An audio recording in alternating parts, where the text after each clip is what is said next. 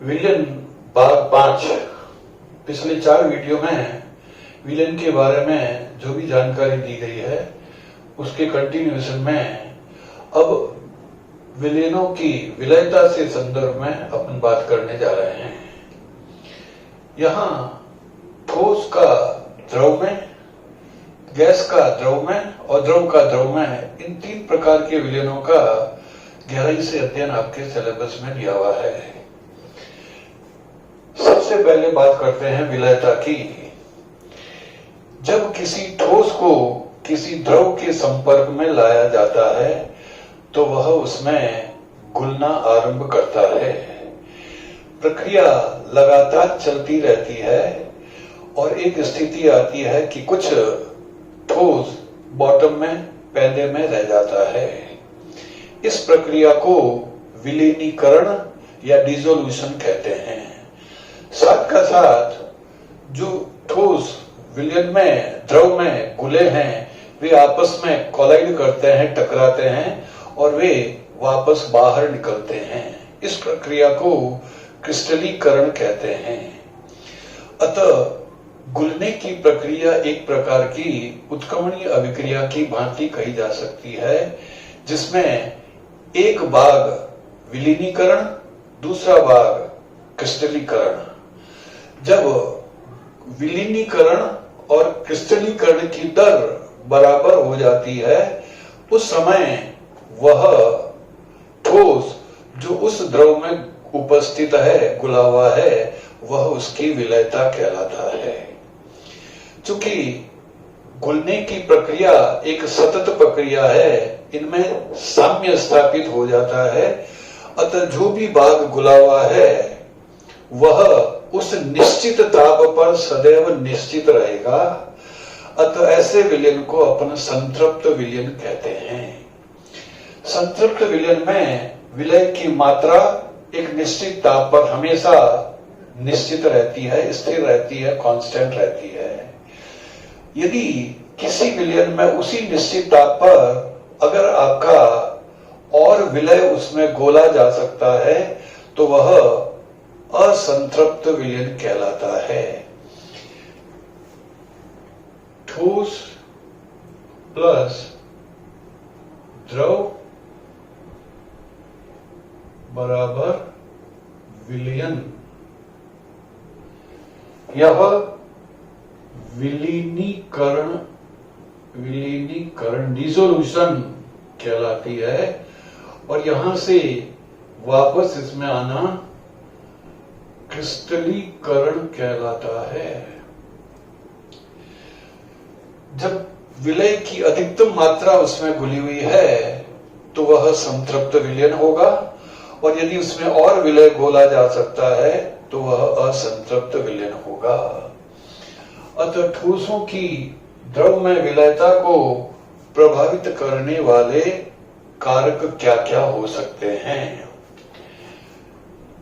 कारक, पहला विलय यानी ठोस व विलायक की प्रकृति। अंग्रेजी में एक कहावत है, लाइक डिसॉल्व्स लाइक, यानी समान समान को घोलता है। वे ठोस जो ध्रुवीय प्रकृति के हैं, आयनिक प्रकृति के हैं, वे ध्रुवीय विलायक में घुलनशील होते हैं, जबकि वे ठोस जो अध्रुवीय प्रकृति के हैं या सहसंयोजक प्रकृति के हैं, वे अध्रुवीय विलायकों में घुलनशील होते हैं। इसका उल्टा अगर देखें तो ध्रुवीय विलायकों में अध्रुवीय यौगिक या कार्बनिक यौगिक सामान्यतः अविलय होंगे, जबकि अध्रुवीय विलायकों में ध्रुवीय या आयनिक यौगिक अविलय होते हैं। घुलने की प्रक्रिया में ऊर्जा का महत्व 11वीं क्लास में आपने पढ़ा है। जब क्रिस्टल ठोस के रूप में आयनिक किसी विलायक के संपर्क में आता है तो विलायक और ठोस के मध्य इंटरेक्शन अंतर क्रिया के फलस्वरूप ऊर्जा का उत्सर्जन होता है, जिसे जलयोजन ऊर्जा कहते हैं। जबकि आयनिक यौगिक जब बना था तो धनायन व ऋणायनों के संगमन से 1 मोल ठोस आयनिक क्रिस्टल का जो निर्माण होता है तो कुल उत्सर्जित ऊर्जा उसकी जालक ऊर्जा कहलाती है। अतः घुलने की प्रक्रिया के लिए यह आवश्यक है कि आयनिक यौगिक की जलयोजन ऊर्जा का मान उसकी जालक ऊर्जा के मुकाबले अधिक हो, तभी वह उसमें घुलनशील होगा, अन्यथा नहीं। सोडियम क्लोराइड NaCl, KCl जैसे यौगिक जो सामान्य आयनिक प्रकृति के हैं, जल में आसानी से घुलनशील है, मगर ये बेंजीन में लगभग अविलय है। इसके विपरीत कार्बनिक यौगिक जैसे कार्बन टेट्राक्लोराइड की बात करें तो बेंजीन में पूर्णतः घुलनशील है, क्योंकि वो अध्रुवीय है और वे अध्रुवीय विलायकों में घुलनशील होंगे। यहाँ इस बात को ध्यान में रखना आवश्यक है कि दोनों ही अवस्थाओं में ताप निश्चित होना चाहिए, क्योंकि ताप भी विलयता को प्रभावित करता है। सामान्यतः घुलने की प्रक्रिया जिसमें मुख्य रूप से ऊर्जा का अवशोषण या ऊर्जा का उत्सर्जन दोनों ही संभव हो सकते हैं। पहले भाग में अपन उनकी बात करते हैं जिनमें ऊर्जा का अवशोषण हुआ है। उसमें ठोस प्लस विलायक बराबर विलयन डेल्टा H। विलयन, यह विलयन ऊष्मा कहलाती है। यह प्लस या माइनस हो सकती है। यदि डेल्टा H का मान धनात्मक है, विलयन की ऊष्मा का मान धनात्मक है, अर्थात ठोस द्रव के संपर्क में आने पर ऊष्मा का अवशोषण करता है, अभिक्रिया ऊष्मा शोषी एंडोथर्मी कहलाती है, और इसमें ताप बढ़ाने पर विलयता बढ़ती है।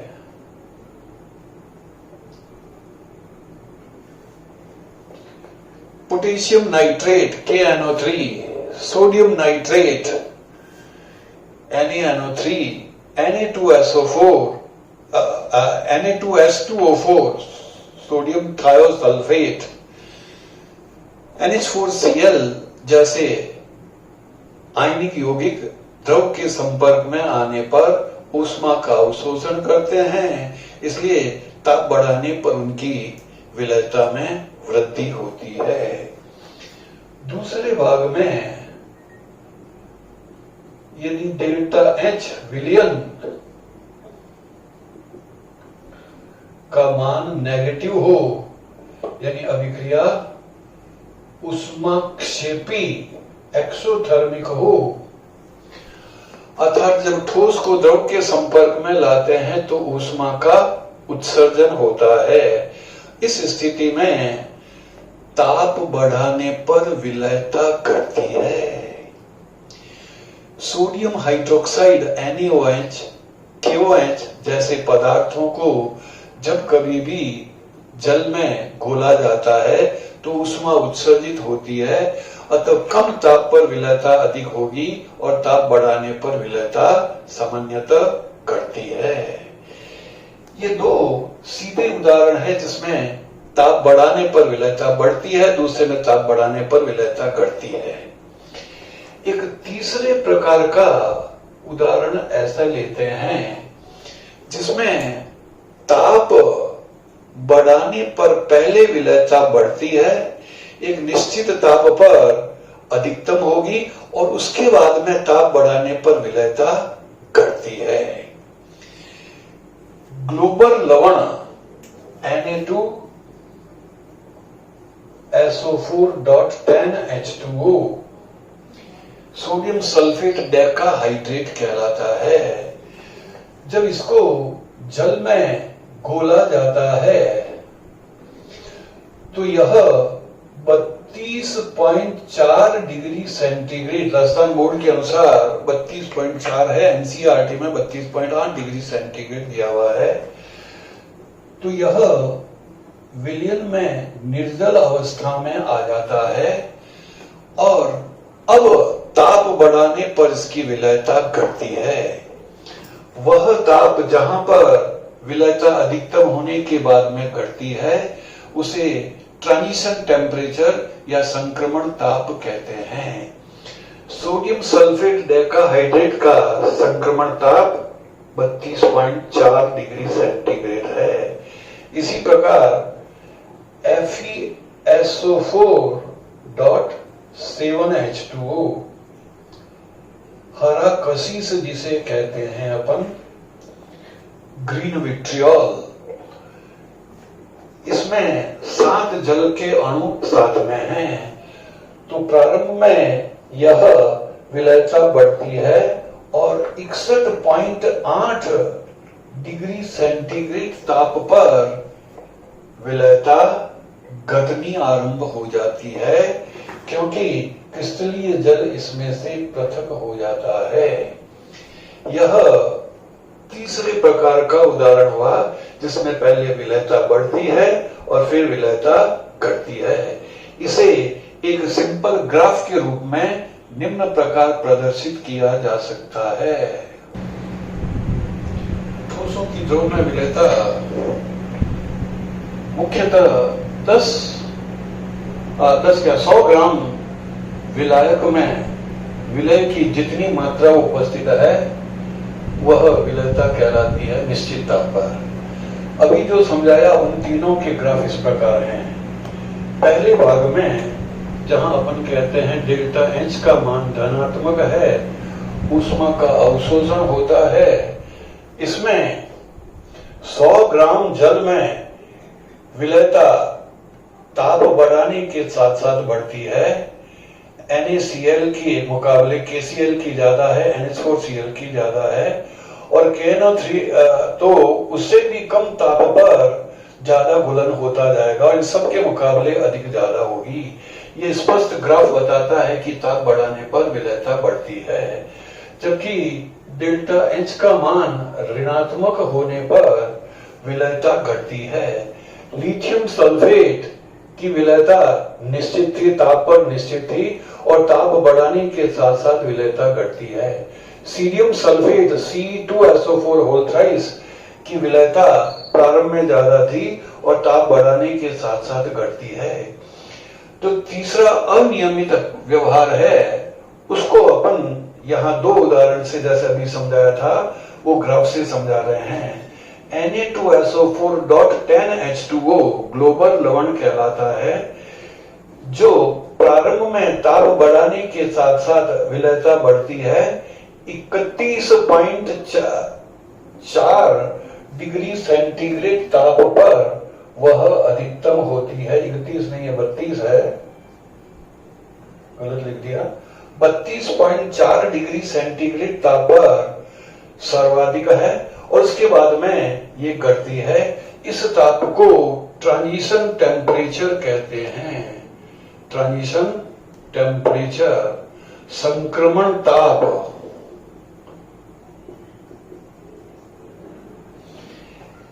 क्योंकि प्रारंभ में Na2SO4 के साथ में जल के 10 अणु थे, यह क्रिस्टलीय जल था और 32.4 डिग्री सेंटीग्रेड पर वो जल के अणु पूर्णतः पृथक हो जाते हैं, जिससे वह निर्जल अवस्था में आ जाता है और इस निर्जल अवस्था में ताप बढ़ाने पर विलयता घटती है। इसी प्रकार फेरस सल्फेट हेप्टाहाइड्रेट की विलयता प्रारंभ में ज्यादा थी और ताप बढ़ाने के साथ साथ बढ़ती है और 61.8 डिग्री सेंटीग्रेड ताप पर इसकी विलयता सर्वाधिक है और इसके बाद में विलयता घटती है, क्योंकि इसका भी क्रिस्टलीय जल निकल जाता है जिससे वह निर्जल अवस्था में आ जाता है। अतः फेरस सल्फेट का ट्रांजिशन टेम्परेचर 61.8 डिग्री सेंटीग्रेड है। दूसरे प्रकार के विलयन में द्रव की गैस में विलयता की बात करते हैं।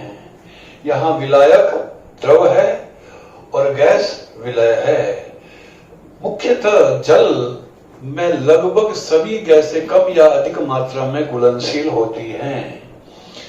ऐसा देखा गया कि जब जल में किसी गैस को विलय किया जाता है तो यह उसके अवशोषण गुणांक पर निर्भर करता है, एब्जॉर्प्शन कोएफिशिएंट पर निर्भर करता है।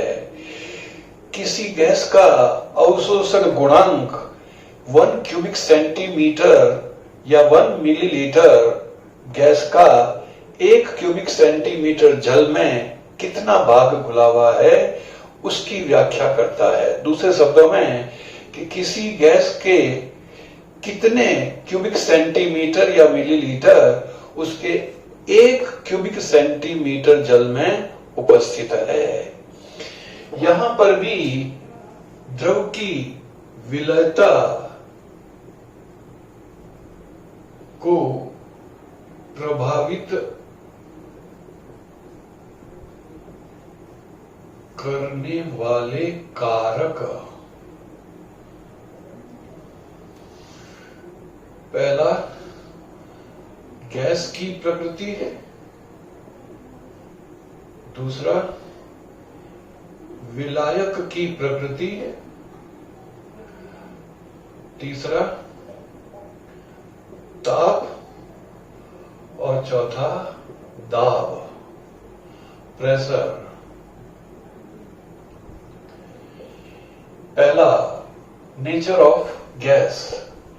सामान्यतः वे गैसें जो उस विलायक से क्रिया कर लेती है या जिनके अवशोषण गुणांक के मान अधिक हैं वे अधिक घुलनशील होती है, जबकि जिनके अवशोषण गुणांक के मान कम हैं वे कम घुलनशील होती है। यहां पर भी लाइक डिसॉल्व्स लाइक वाला नियम भी लागू होता है। सामान्यतः ध्रुवीय गैसें ध्रुवीय विलायकों में अधिक घुलनशील है, जबकि अध्रुवीय गैसें अध्रुवीय विलायकों में अधिक घुलनशील है। इसी प्रकार अध्रुवीय गैसें ध्रुवीय विलायकों में कम घुलनशील है तथा अध्रुवीय गैसें ध्रुवीय विलायकों में कम घुलनशील है। यहाँ कुछ गैसों के अवशोषण गुणांक की अपन व्याख्या करने जा रहे हैं कि जिन गैसों के अवशोषण गुणांक के मान अधिक हैं वे अधिक मात्रा में घुलनशील है। जो आपको नोट्स मैंने भेजे हैं उसमें NH3, HCl, SO2, H2S जैसी ध्रुवीय गैसें अधिक मात्रा में घुलनशील है, जबकि CO2 उसके मुकाबले कम, C2H2 उससे भी कम, ऑक्सीजन उससे भी कम और नाइट्रोजन इनमें सबसे कम है। इसका अवशोषण गुणांक सबसे कम है। नाइट्रोजन, ऑक्सीजन, C2H2 एसिटिलीन गैसें अध्रुवीय प्रकृति की है, इसलिए जल में इनकी विलयता बहुत कम होती है। हालांकि ऑक्सीजन लगभग 3% जल में घुली हुई होती है और जो एक्वेटिक एनिमल्स हैं, जलचर प्राणी हैं, वो अपना श्वसन इसी घुली हुई ऑक्सीजन को काम में लेते हैं। दूसरा, ताप विलायक की प्रकृति।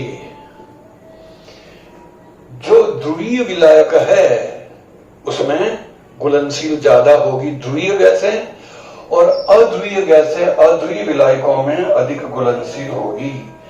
इसलिए HCl, अमोनिया जैसी गैसें जल में अत्यधिक घुलनशील है, क्योंकि वे जल से क्रिया करके H3O पॉजिटिव और Cl-1 बनाती है।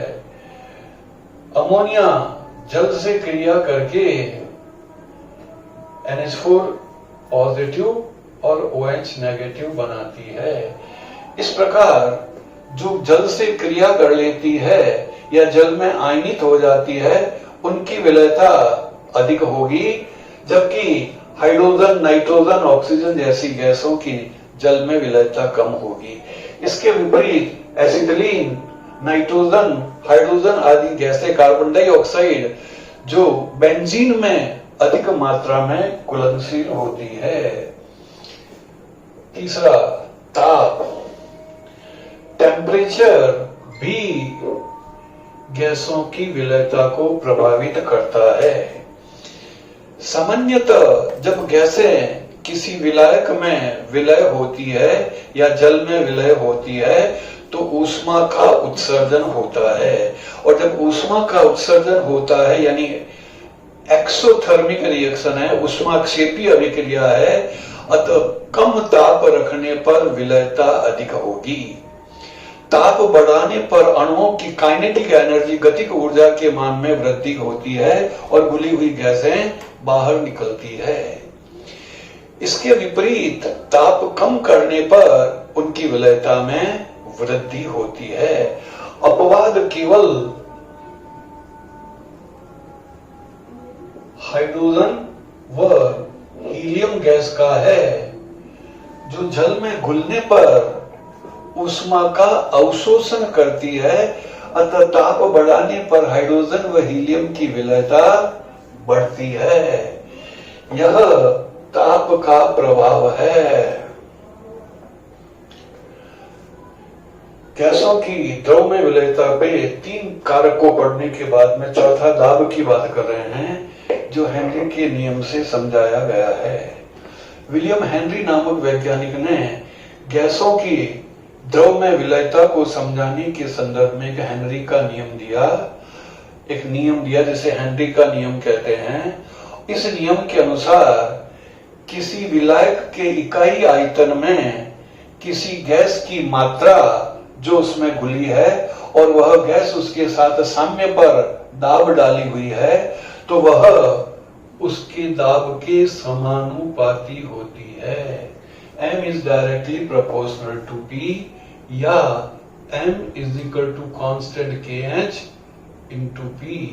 यहाँ KH हेनरी नियतांक कहलाता है। हेनरी नियतांक। यदि एक गैस की भिन्न भिन्न मात्रा भिन्न भिन्न दाबों पर प्रयुक्त किया जाए तो M1 upon P1 is equal to M2 upon P2, क्योंकि KH is equal to M by P है और यह एक नियतांक है। तो M1 upon P1 is equal to M2 upon P2 सूत्र से अपन न्यूमेरिकल क्वेश्चन को सॉल्व कर सकते हैं। हालांकि गैसों की द्रव में विलयता को हेनरी ने एक और अलग तरीके से समझाया था, जिसमें उसकी विलयता को मोल भिन्न के रूप में व्यक्त किया गया है। मोल भिन्न के रूप में पिछले भाग में अपन पढ़ चुके हैं। मोल भिन्न, किसी गैस का मोल भिन्न से तात्पर्य उस गैस के मोल्स अपॉन टोटल मोल्स यानी विलय व विलायक के कुल मोल का भाग देने पर उसका मोल फ्रैक्शन या मोल भिन्न आता है। निश्चित ताप पर, यहां ये कंडीशन जरूरी है कि ताप निश्चित होना चाहिए, नहीं तो ताप का प्रभाव पड़ जाएगा। निश्चित ताप पर विलायक के इकाई आयतन में उस गैस की मात्रा जो मोल भिन्न के रूप में है उसमें घुली हुई है और उस पर साम्य पर जो उस पर दाब डाला गया है वह उस दाब के समानुपाती होती है। अर्थात X is directly proportional to P1। यहां X मोल भिन्न है और P1 उसका आंशिक दाब है। चूंकि 2 या 2 से अधिक गैसें भी विलयन में उपस्थित हो सकती है, घुल सकती है, अतः प्रत्येक गैस का आंशिक दाब निकाल करके उसको इसके साथ में जोड़ा जा सकता है। अर्थात विलयन पर डाला गया गैस का आंशिक दाब उस गैस की मोल भिन्न के समानुपाती है या x बराबर कांस्टेंट K1 इंटू P1। यहां K1 प्रोपोर्शनलिटी कांस्टेंट समानुपाती स्थिरांक कहलाता है, जो हेनरी नियतांक के साथ में निम्न प्रकार संबंधित है। अर्थात x is equal to P1 upon KH या P1 is equal to KH into x।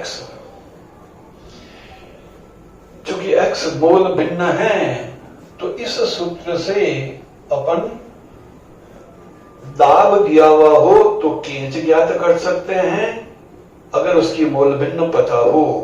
मोल भिन्न दिया हुआ हो, दाब दिया हुआ हो तो केंच परिकलित कर सकते हैं, या केंच दिया हुआ हो और x दिया हुआ हो तो दाब ज्ञात कर सकते हैं। यहां विलयन की मोल भिन्न x जो है उसको ज्ञात करने के लिए उसके आंशिक दाब में केंच का भाग देते हैं। भिन्न भिन्न गैसों के लिए केंच का मान स्थिर ताप पर भिन्न भिन्न होता है, इसलिए यहां इससे स्पष्ट दिखाई दे रहा है कि x जो है वो केंच के व्युत्क्रमानुपाती है। स्थिर ताप पर गैसों के केंच का मान जितना ज्यादा होगा मोल भिन्न उतनी ही कम होगी, अर्थात उसकी विलयता उतनी ही कम होगी। चूंकि मोल भिन्न बराबर n upon n plus n, n विलय के मोल्स और कैपिटल N विलय के मोल्स, तो दोनों के मोल का योग करके अपन x को निकाल सकते हैं। यदि विलयन अत्यंत तनु है तो n is very very less in comparison to capital N। उस स्थिति में x is equal to n upon n काम में ले सकते हैं। इसलिए दाब बराबर KH into n upon n सूत्र से भी परिकलित कर सकते हैं। अगर दाब दिया हुआ हो, केंच दिया हुआ हो, विलय के मोल्स दिए हुए हो, विलय के मोल्स दिए हुए हो तो विलय के मोल्स निकाल करके उसकी विलयता को परिकलित कर सकते हैं। इस प्रकार जब इनके मध्य एक वक्र खींचा गया तो पाया कि वह एक स्ट्रेट लाइन आता है जिसका स्लोप जो है वो केंच को बताता है। यहां HCl जैसी गैस का साइक्लोहेक्सेन में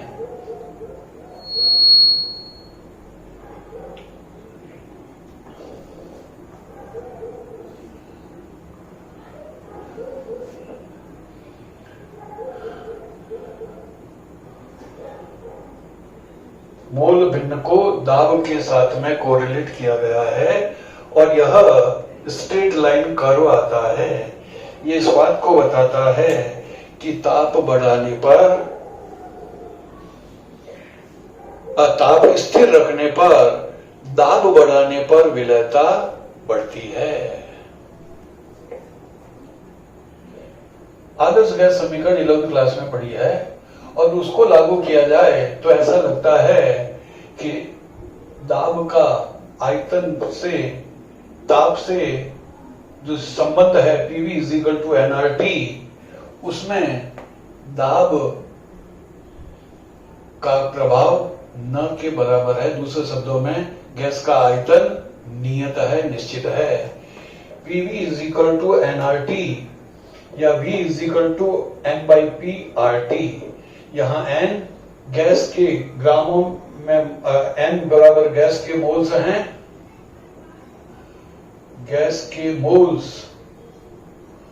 और अगर मोल्स पता नहीं हो तो गैस की ग्रामों में मात्रा अपन गैस के अणुभार को अपन यहां लिख सकते हैं n की जगह। तो n की जगह अपन ने m/m लिख दिया RT। चूंकि ताप स्थिर है तो हेनरी के नियम के अनुसार ये जो मान आया है m/p, अपन अभी पढ़ चुके हैं आगे कि यह kh हेनरी नियतांक के बराबर है। तो m/p जो है वो स्थिरांक है, r गैस स्थिरांक है, t ताप स्थिर है और गैस का अणुभार स्थिर है, अतः v बराबर स्थिरांक होगा। यहां हेनरी के नियम की कुछ सीमाएं हैं और इन सीमाओं को अप्लाई करना जरूरी है, अन्यथा हेनरी का नियम लागू नहीं होगा। जैसे ताप बहुत कम न हो, दाब बहुत अधिक न हो, गैस विलायक से रासायनिक अभिक्रिया न करे, अर्थात न तो उसमें आयनित हो न संगोणित हो, और आखिर में विलयन अत्यंत तनु हो, अर्थात विलायक में गैस की विलयता कम हो। ये आदर्श गैस समीकरण और उसे विलयता गैसों की द्रव में विलयता को सीमाओं के साथ में समझाया गया है। आखिर में अपन हेनरी के नियम की उपयोगिता बात करते हैं। हेनरी के नियम की उपयोगिता।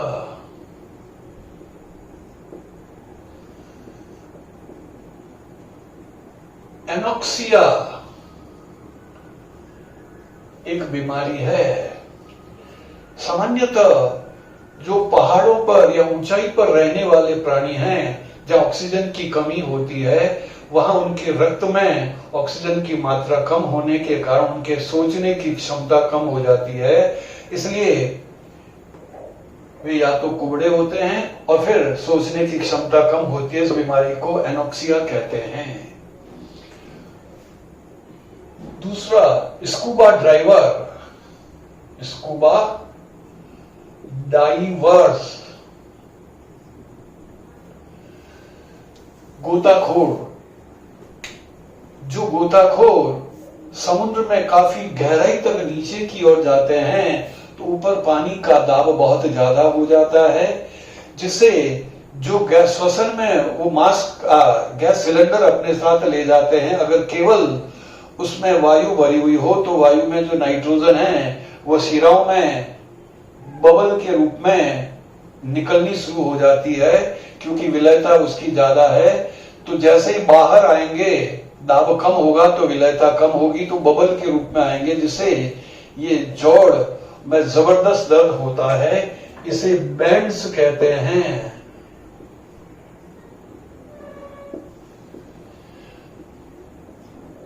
इससे बचने के लिए जो गैस का सिलेंडर साथ में ले जाते हैं उसमें लगभग 11.5% हीलियम को मिश्रित किया जाता है, जो रक्त में नाइट्रोजन के मुकाबले कम घुलनशील है। अतः जैसे ही वो ऊपर आता है डाइवर गोताखोर, तो वह हीलियम चूंकि इतनी घुली हुई नहीं है इसलिए ऐसे बबल्स नहीं बनेंगे, तो वो बैंड्स की बीमारी से बचे जा सकते हैं। इसके अलावा जो जलचर प्राणी हैं, जो जल में ही रहते हैं, वे जल में घुली ऑक्सीजन को काम में लेते हैं। अब यहां पर एक अच्छा सा प्रश्न कंपटीशन के लिए भी बनता है कि भाई एक गर्मी की मौसम है और एक सर्दी की मौसम है, तो जलचर प्राणियों को श्वसन में आसानी किसमें आएगी? हालांकि बहुत सी जगह तो 0 डिग्री से भी टेम्परेचर नीचे हो जाता है, जिससे ऊपर बर्फ रह जाती है, नीचे जलचर प्राणी रहते हैं। फिर भी इस अवस्था में चूंकि जल में ऑक्सीजन की मात्रा ज्यादा घुली हुई है, वे आसानी से सांस ले सकते हैं, जबकि गर्मी में टेम्परेचर ज्यादा होने पर ऑक्सीजन की जल में विलयता कम होगी, इससे अपन ये कह सकते हैं कि जलचर प्राणियों को श्वसन में दिक्कत गर्मी में आती है, सर्दी में नहीं। ये दूसरे प्रकार का विलयन हुआ। और तीसरे प्रकार का विलयन जो नेक्स्ट वीडियो में मैं आपको देने वाला हूं, वह है द्रव का द्रव में विलयन। द्रव का द्रव में विलयन क्या है, कैसे होंगे और कैसे उसकी व्याख्या होगी, इसे अपन नेक्स्ट वीडियो में करेंगे। बाकी आपको डिटेल्स में नोट्स भेजे हुए हैं। अच्छा।